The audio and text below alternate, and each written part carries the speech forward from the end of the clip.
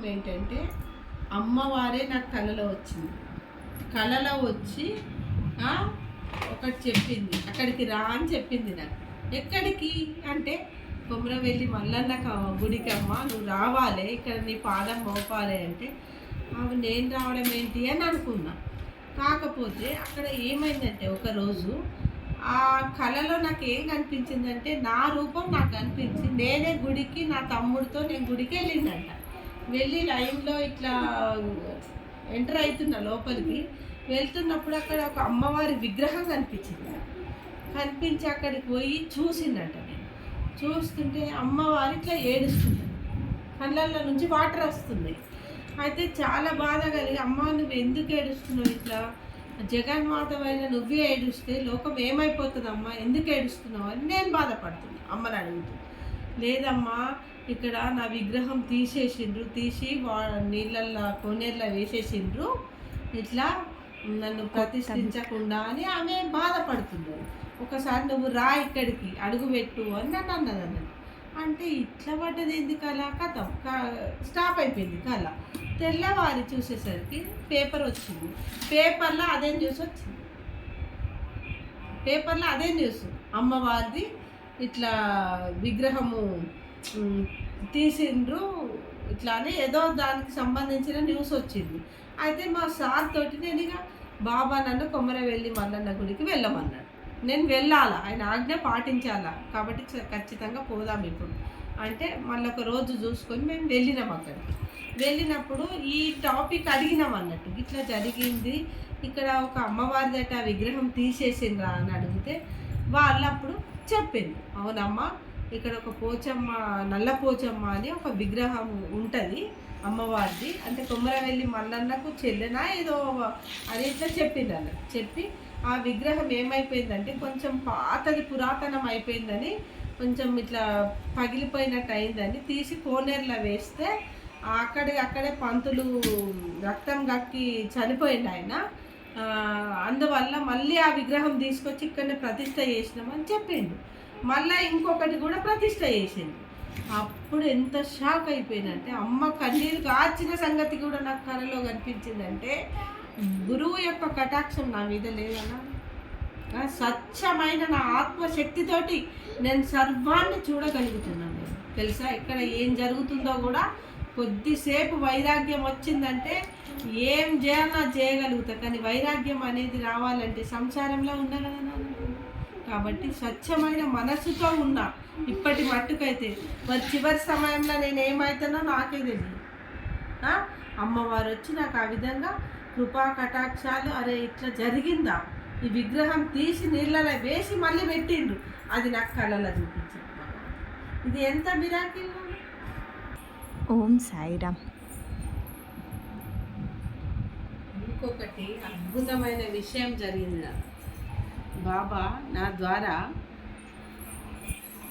ఒక అద్భుతమైన విషయాన్నే చేయించి, అది ఎవ్వరికి కూడా తెలియదు, ఇప్పటి వరకు గుప్తంగానే ఉన్నది.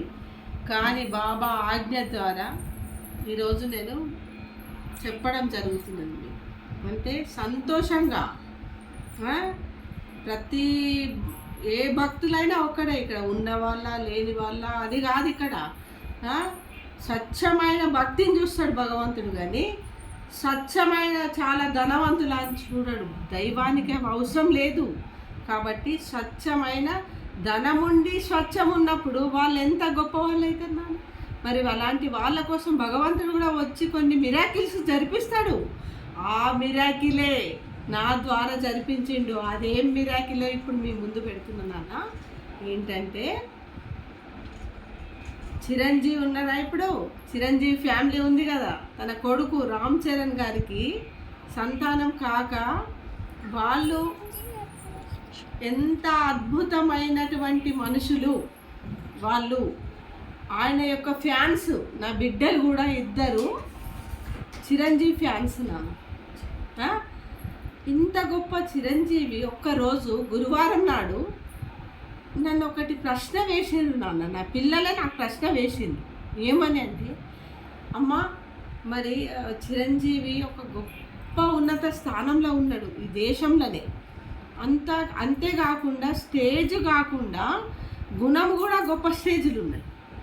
చాలా గొప్ప గొప్ప పనులు చేస్తున్నారు. వాళ్ళ ఫ్యామిలీ చాలా గొప్పది, మెగా ఫ్యామిలీ. మరి అలాంటి వాళ్ళ కడుపులో కొడుకు ఆయన రామ్ చరణ్కి సంతానం అయితే లేదు కదమ్మా, ఏదన్నా అవకాశం ఉందా అమ్మా అని ఒక మాట నా పిల్లలే నాకు ప్రశ్న వేయడం జరిగింది. ఒకరోజు అడిగినప్పుడు నేనేం చెప్పడం జరిగిందంటే,